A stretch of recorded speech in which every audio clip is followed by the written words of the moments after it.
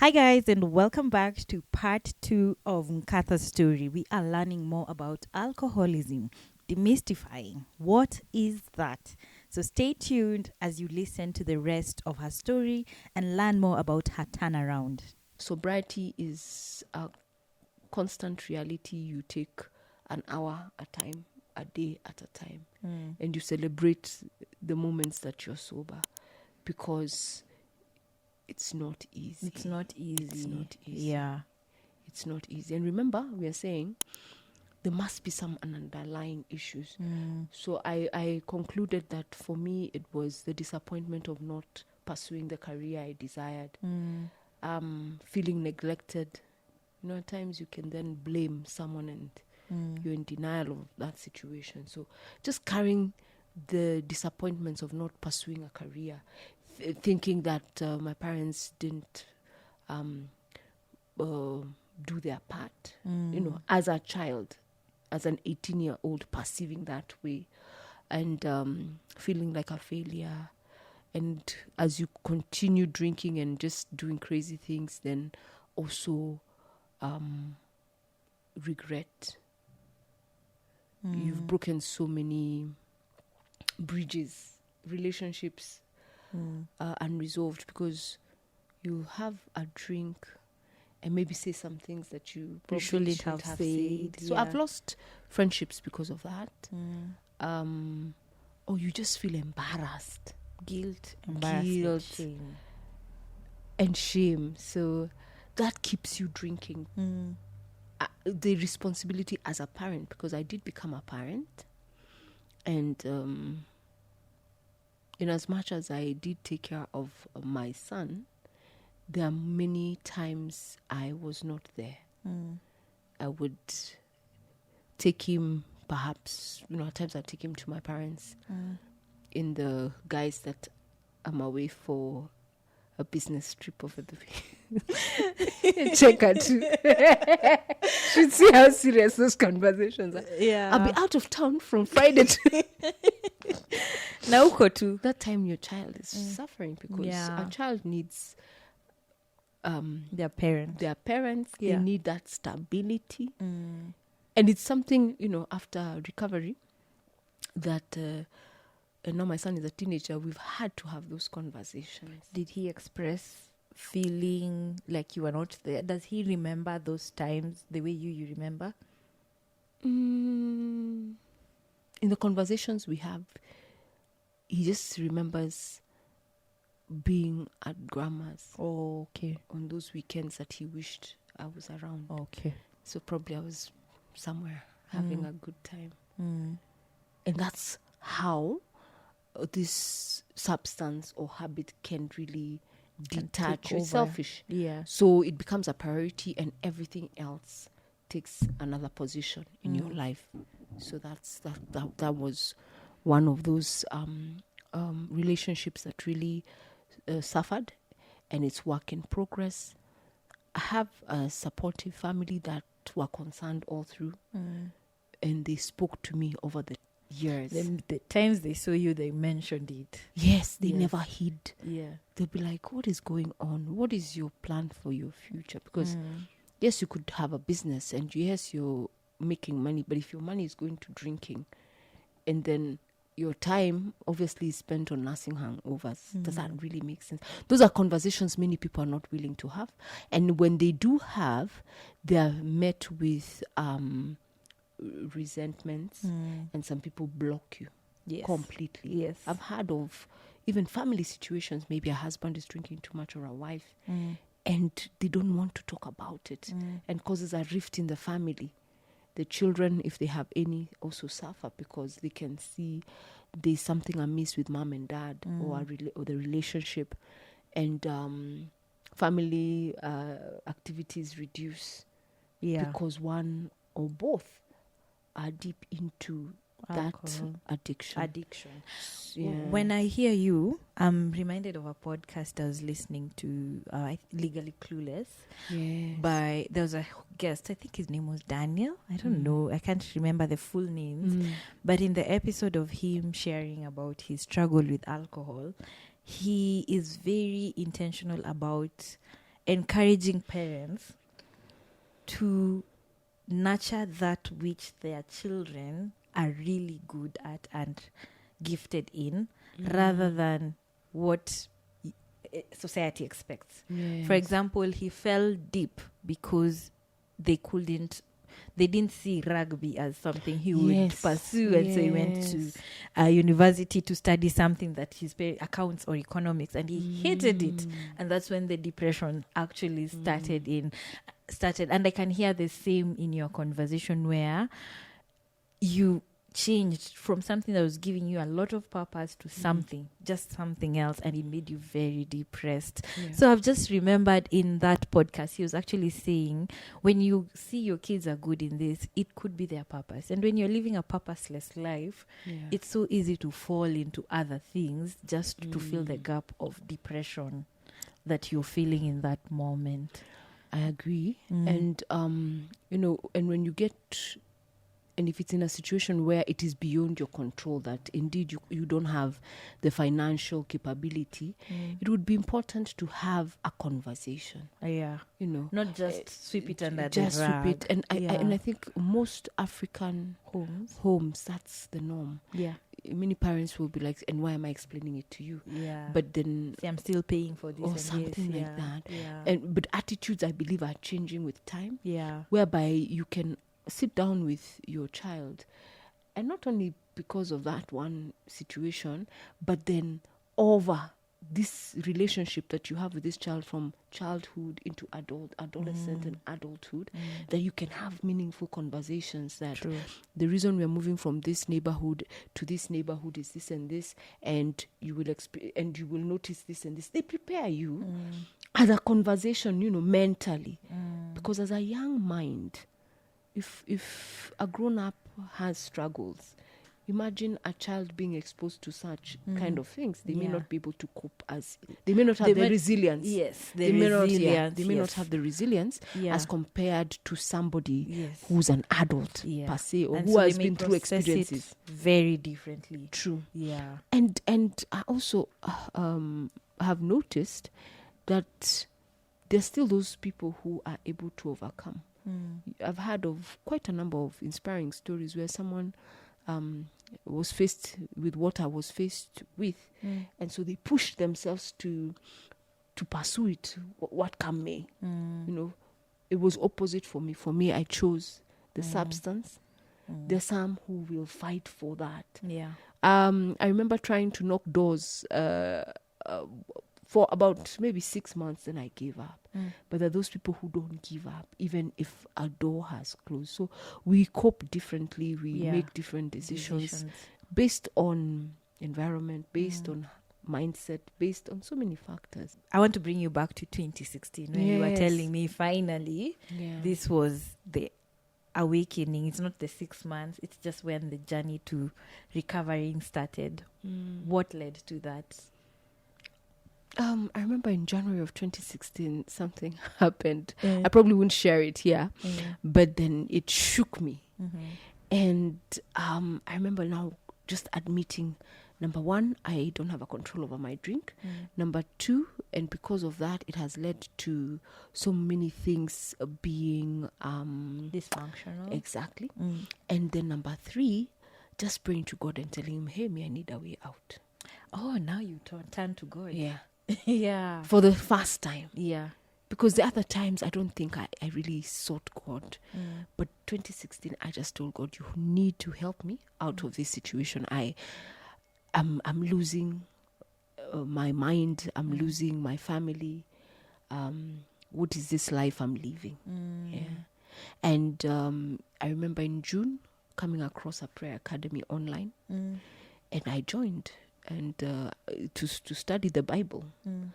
And I studied the Bible, and I'm being revealed to so many things in the Word of God. And there was an emphasis on, do you have dreams? Do you write them down? Do you know those dreams and visions? Do you know those dreams and visions are messages from God? And I remembered all my life I have dreamt. And most of these dreams would come true. And so I was understanding, just like in the Bible, Joseph was there to interpret. Yes, it was when he interpreted dreams.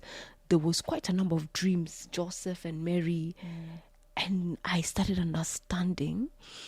And my constant prayer was, can I just stop drinking?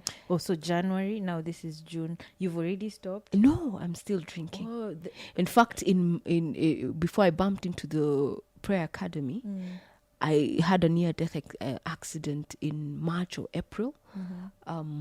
I had consciously that year stopped drinking much. I switched to wine.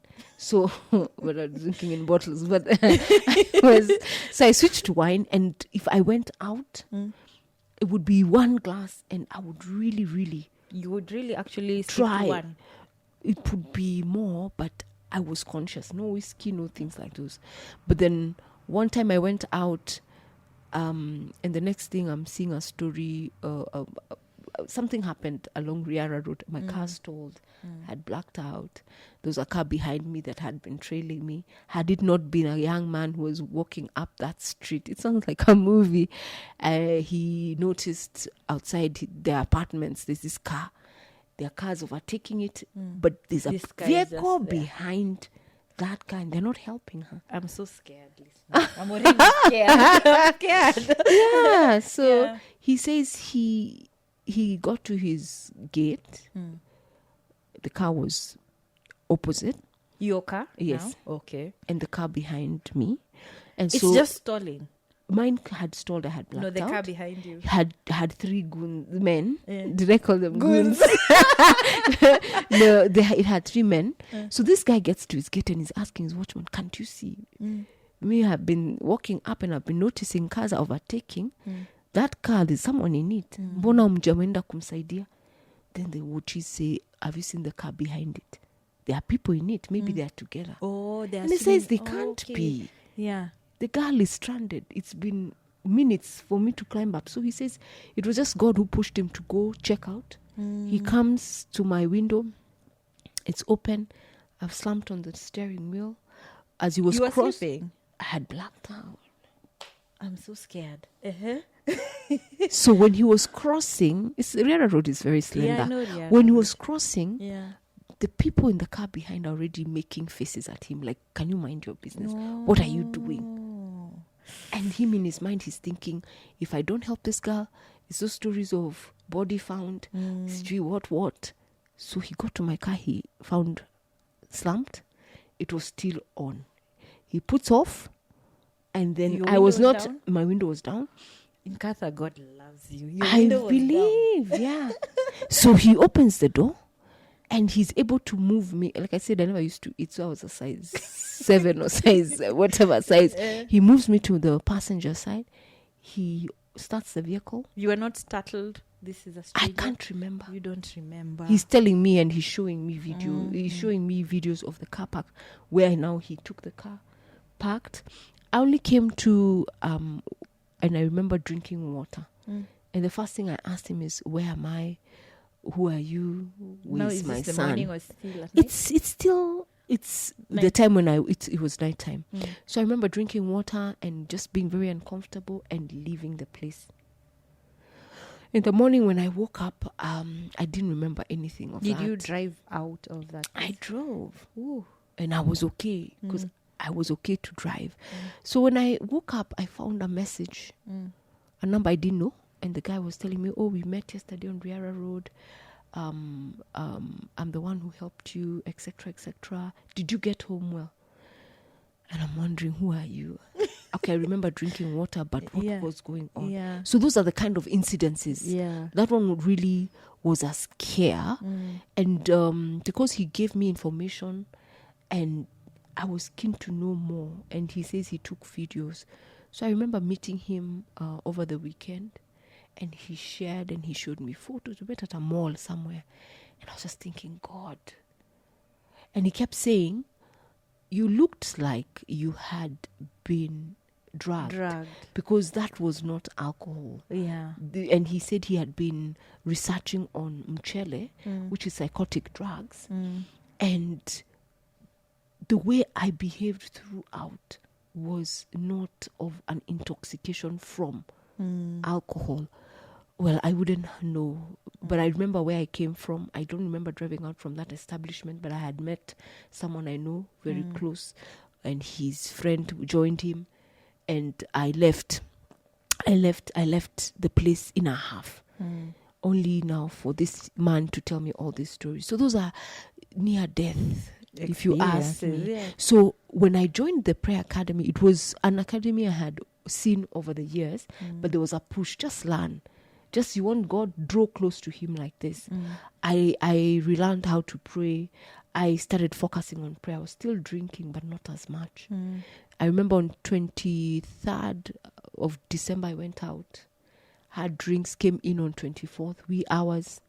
I had a dream, and in the dream I saw my vehicle have an accident outside the local pub, and I was in it dead. And so God is telling me, you come out to drink again, that's your fate. And there was a lot of serpents in that dream. I mean, it was those scary dreams. And I remembered the dream, and when I woke up, I'll tell you that was the last time I smoked a cigarette and drank alcohol. And I didn't struggle. When I woke up in the morning, and remember, my dreams come true. My life is guided by dreams until today.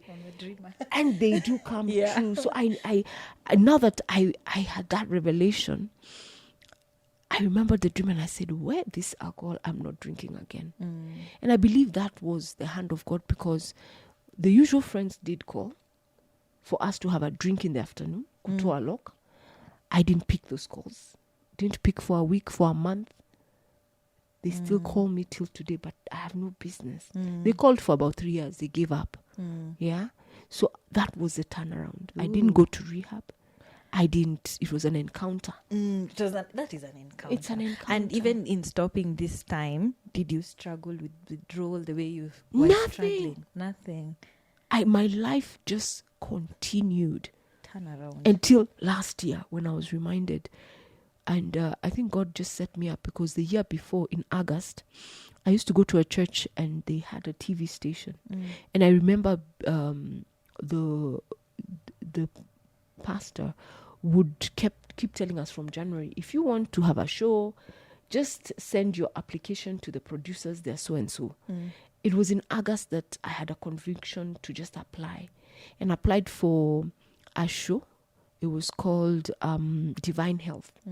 And I focused on nutrition. Guess what I focused on? Non-communicable diseases. So every day I was talking about the risk of diseases, use of alcohol, use of cigarettes. So when God was telling me in March, you need to talk about your story, he was telling me, what's the big deal? When you talk about alcohol and cigarettes, just say you also experienced it and you no longer take, and the harm. So that's where it all, that's how I was reminded, last year.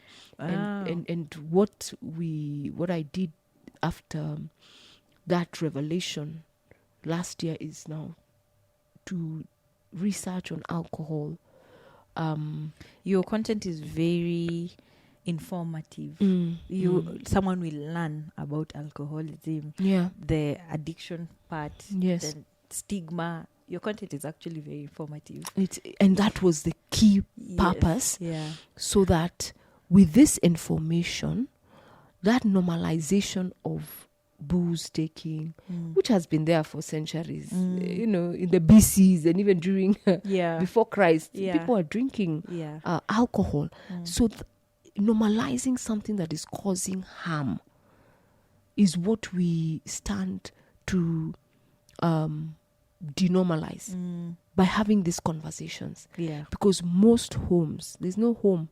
I was looking at some stats by Cambry in 2012. They were talking about then that 75% of homes are affected directly by alcohol. That's true. Either there's a parent using, or a child, or a relative. And because alcoholism or addictions, the factors that can lead to include environment, genetics, amongst other things, then if we don't do something about it, we'll keep complaining about the rising number of addictions. We'll keep complaining about, obviously, the economy being interfered with and the health. But then what are the solutions? We need to address these issues by starting with that largest taxpayer and just saying, you know what, people first, health first. Can we just be humane for a minute and stop aggressively marketing this product like it is water? It's not. It's not water. It's not. But it's marketed more than water. It is marketed. and they use, and it's a global thing. There was a World Health Organization report on advertising, I believe, in May of 2022, and they were saying, if nothing is done, if governments don't act now, more and more people are dying. Already there are 3 million deaths every year because of alcohol. It could be the accidents. It could be the suicides because alcohol and the alcoholism can lead to mental health issues. Yes. Many people have taken their lives. Many people have broken homes. You know, if we don't do something about it now, and especially for the youth, then we stand to lose. And what these organizations are doing, the alcohol companies, is they're getting involved in everything. Youth functions, sports, sponsoring every event. And then they also are luring the women. How many pink drinks have you seen introduced in the last 2-3 years? Oh my, a lot.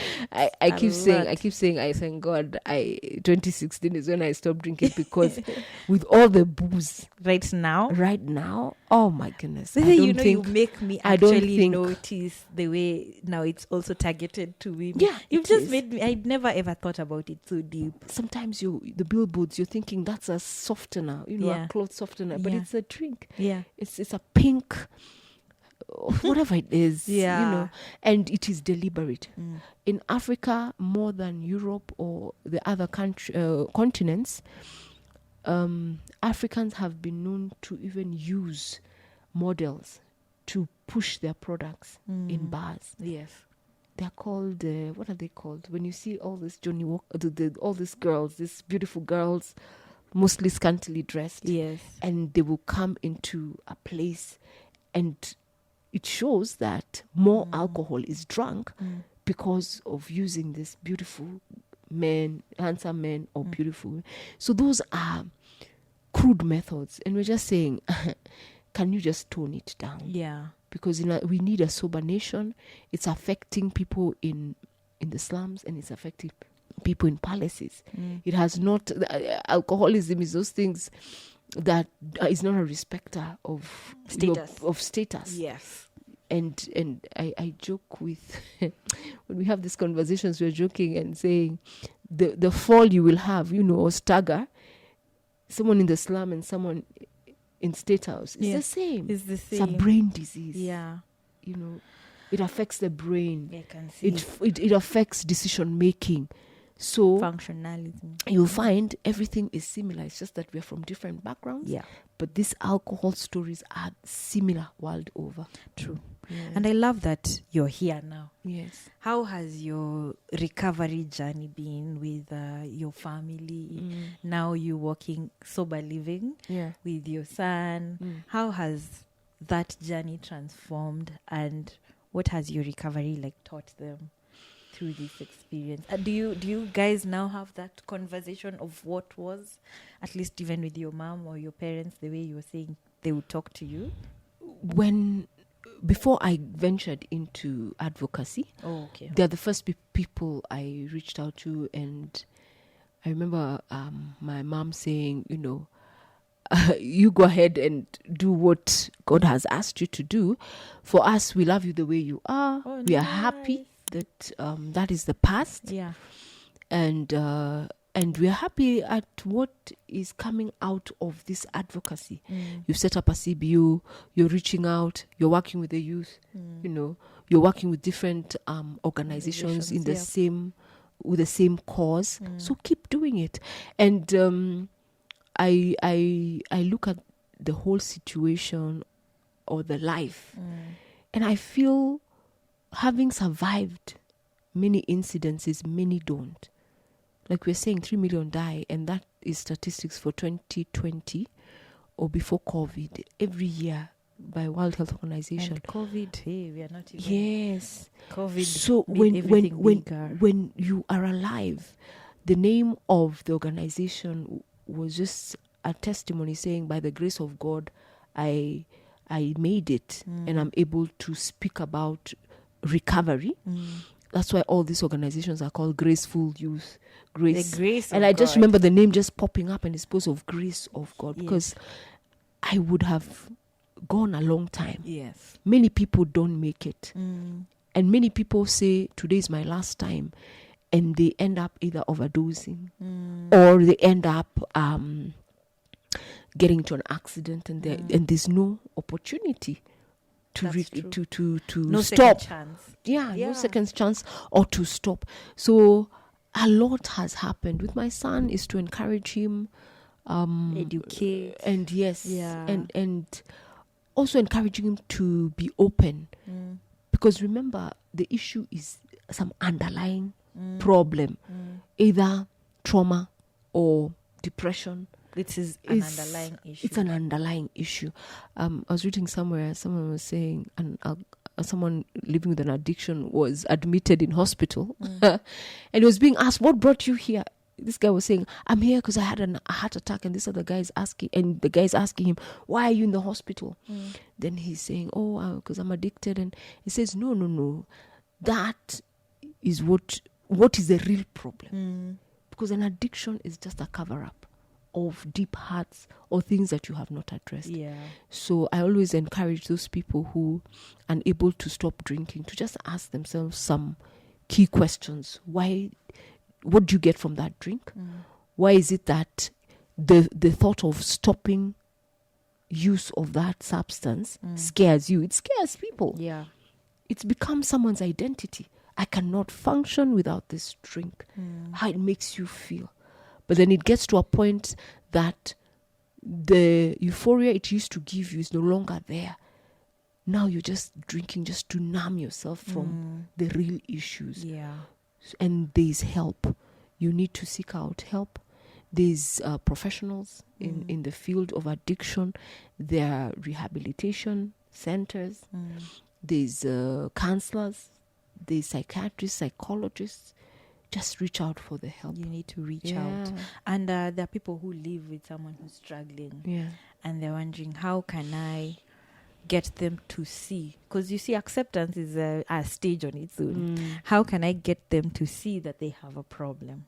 Is there anything you'd tell someone how they can talk to someone who's struggling for them to see? Many people are very harsh to those people who are using. They will call them names. They will tell them how they're either failures or they're not able to do this and this because of their drinking. If you could use a different approach, number one, stop name calling. And then look for them when they are sober. Not when they're high. That window. Just when they're sober, and just have conversations and reference. Don't go at last year you did and you have been doing. Just say yesterday you drank. Don't even say too much. When you were tipsy or when you were drunk, you did some things that really hurt me, and I got concerned because of the way you did this and this and this. And I would really wish you to consider talking it out, or we can be able to get someone to assist us speak about it. Because you have not attacked, they don't need to defend themselves. And it may not happen overnight. It's just that don't be aggressive towards them. But as you speak to them, also be straight to the point. What the drinking or that habit is doing to you, maybe as a wife, you as a parent, let them know. Or even as a child. Or as a child. Let them know. Because many of us are tiptoeing around it. They're not calling it as it is. Yeah. Just call it as it is, but minus the insults because You make Walevis them Walevis have bear all the brands. We've been called names. Yeah. We've been called names, and it's part of life. But then again, we are trying to empathize so that they can also be open to us, because that drinking could be either they're going through a financial crisis. You never know. Or they say men are not able to open up as much as women, and maybe this man has no outlet. He doesn't feel comfortable to speak. He has expectations, by societal expectations, to meet, and with societal expectations it takes time to change, to stop perceiving in a certain way. Yeah. So you need to create an environment where they can be able to open up.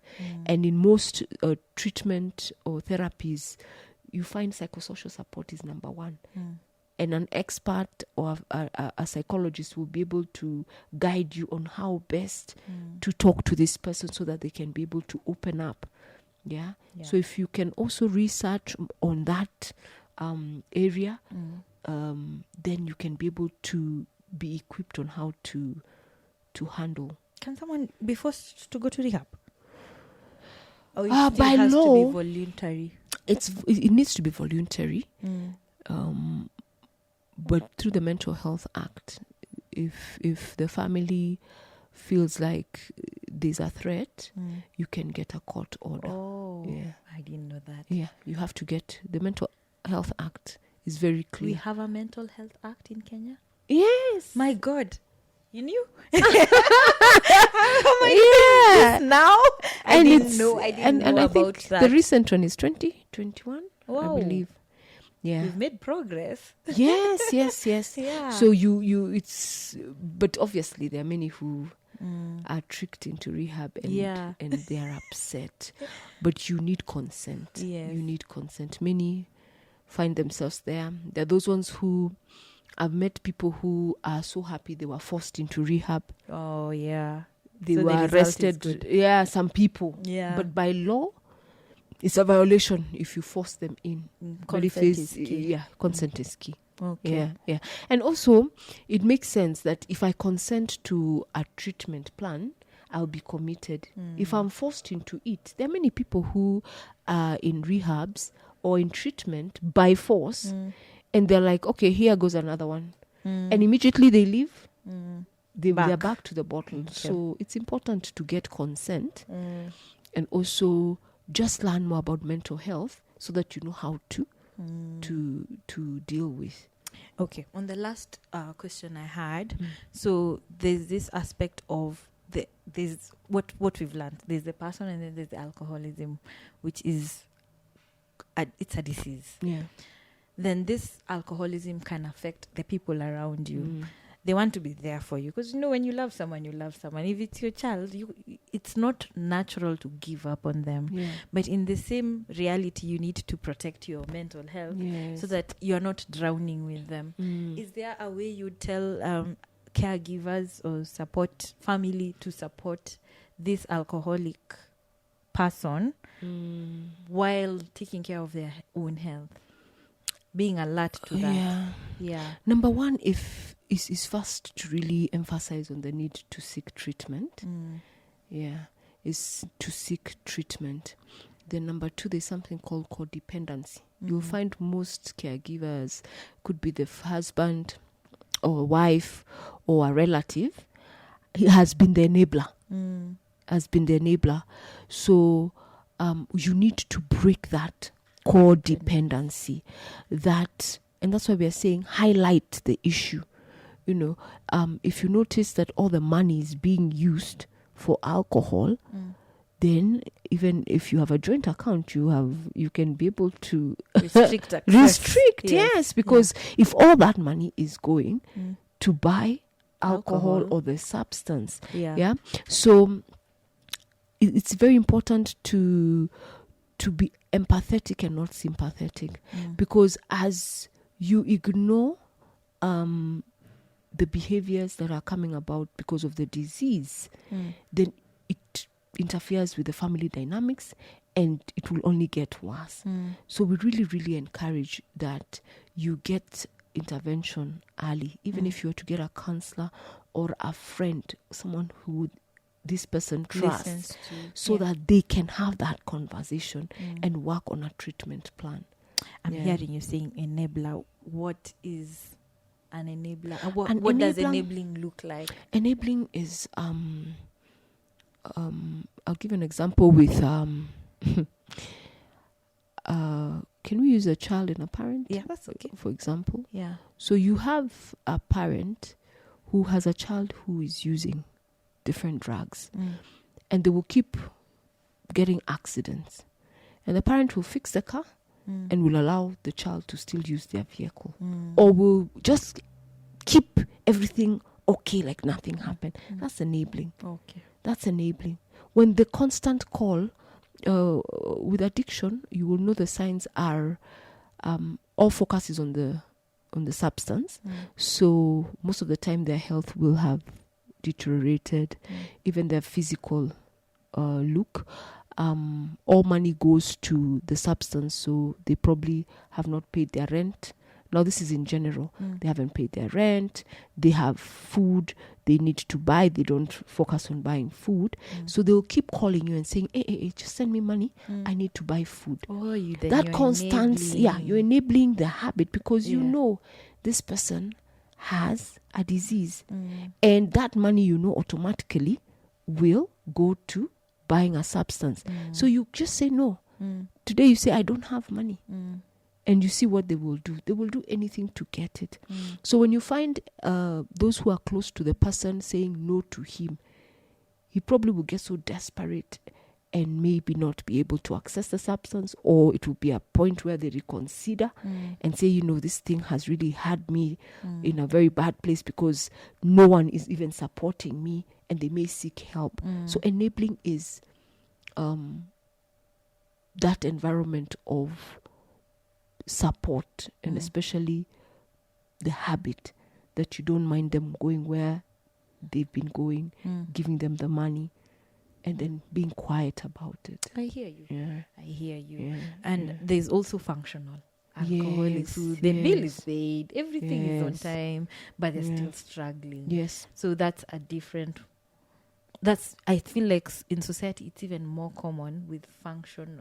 Just the same way you were saying, you're going to work, you're showing up, you're seemingly doing what you're supposed to do, but you're still struggling. Yeah, there are different stages of alcoholism. So at the beginning is experimenting, then now you get used to it, then you get dependent, and then finally it controls you. Okay. So it doesn't happen, it's stages. Okay. So functional alcoholism is just in quotes, because alcoholism is alcoholism. It's dependence. And unfortunately, if you removed the drink from the equation, these people would not function. But then they're able to do everything when they have the drink. So even that one is an issue that needs to be tackled. Many Kenyans keep saying, me, I'm functional, and there's no big deal. And everyone is like this. It's a symptom of a disease. I get you. Yeah, it's a symptom of a disease. Thank you, Nkatha. Believe your story will help someone. Yeah. Is there anything you would tell someone struggling with the same thing? They are struggling to stop. They are watching this. Yes. Yeah. Is there any message you would tell them? Wow. I would encourage you who is watching and has tried stopping, it could be cannabis, it could be alcohol, all that. I would urge you to just look deep into yourself and ask yourself, why do you need this substance to live? There must be something that you're trying to cope with. And if you're not able to talk to anyone who is close to you, you can be able to call a number. And there's so many helplines. You can use the Red Cross helplines where they have counselors. You can call us at Graceful Youth Recovery Center. We can be able to connect you to experts in that field, in addictions. But if you are tired of that drink and you know it is causing you more harm, there is help. there's help. And it's because it is a disease. Many people think it's you who has brought the problem on your own, onto yourself, but there is help. Nkatha has a helpline, it's 1192. Red Cross has a helpline, it's 1191.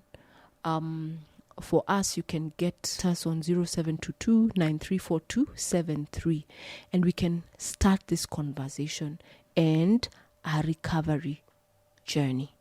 And you are not alone. I know you must be feeling lonely, helpless. You must be wondering, oh my goodness, how did I get here? It's not only you. It happens when you use substances. It's a drug. It alters the way your brain functions. It alters the way your body functions. So just reach out for the necessary help. Yeah. So thank you so much. It's been an honor having you. Hey, I told you, I've been looking for you. Yeah. It's not easy to get Nkatha. But it's amazing that God aligned us last year to meet. And I feel like this conversation will help someone who's struggling, or a loved one who's struggling, to understand what is happening, because we've demystified the problem. True. What is alcoholism? Yes. And what kind of struggles these people have. Yeah, it's just not them. It's a struggle. Yes. Yeah. So thank you so much for sharing your story. I'm very honored to have you here. Thank you. I look forward to even joining one of, your Sober Living Summits, just to be a part of it, and youth mentorship. Yes. Because through your content, I feel like you have really, if I'm an example that it has impacted someone, that we stop normalizing alcohol, because the damage is not, people are not talking about the damage as much as the advertisements are loud. They should be louder on the repercussions of it. Because it's costing lives, it's costing families, it's costing a lot of things. So thank you for sharing. It was a pleasure having you. We are cheering you on 7 years in December. 6. Right? It will be 7 years in December. 7 completion. March, and this Congratulations. Thank you so much. Yeah. And for me, I remember hearing your story at Unmothering, and I was just wondering, how did you cope? And it's with such conversations which seem so private and people don't want to share. Just you opening up has enabled and has enabled many have these conversations on how to cope and just emphasize on the need for mental wellness. Many people are confused when they go through trauma, when they go through setbacks or challenges. And when we have these conversations, they know there's another way out. Talking out helps, seeking professional helps, and just knowing that your story, whatever you're going through, is nothing new under the sun. Nothing new. Nothing new. And it is possible that you can overcome. Just master the resilience. And it's not too late. And it's no not matter too your late. age, no matter And you know what makes me laugh the most now is all I speak about is advantages of adversity. I'm not saying it's good to go through what I went through, but the fact that I overcame by God's grace has opened many doors, many opportunities, and has allowed us also to go into the community with a purpose. So those are the advantages. I don't think if I didn't go through what I went through, nothing. It humanized me and humbled me. So I'm so happy to have sat through in this conversation with you. Did you say you're not? Would you go back to flying? No, those are dreams. I have dreams. Dreams come true. I have dreams. I see. I will go back to Definitely. to We are flying, cheering you on. and I will keep you updated because you will see it. We will see It's you. part of the plan. Yeah. I'm happy. I'm very proud of you. Thank Thank you. Until next time, I hope you enjoyed this episode. I hope you learned something about alcoholism and alcohol recovery. Leave us a comment in the comment section. Tell us something about this topic. What has touched you the most about Nkatha's journey?